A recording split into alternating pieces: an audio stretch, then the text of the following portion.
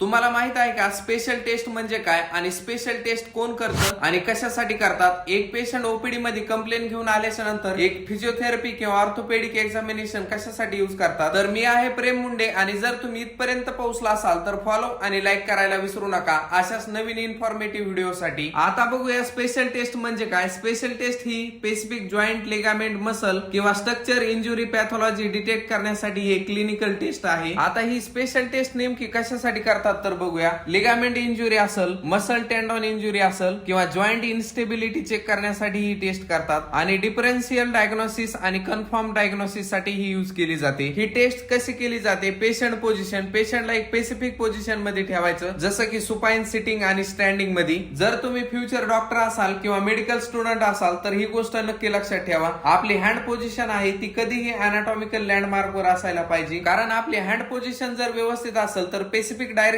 आपल्याला joint move करता येतो आणि जॉईंट मध्ये टेस्ट ही पॉझिटिव्ह आहे का निगेटिव्ह आहे ही लवकर कळून येते आणि डायग्नोसिस मध्ये काहीच प्रॉब्लेम येत नाही आणि लवकर पेशंट रिकव्हर होतो. आणि पेशंट रिकव्हर झाला म्हणजे तुम्हाला समजलं असेल पैसा. चालेल तू माफ करना.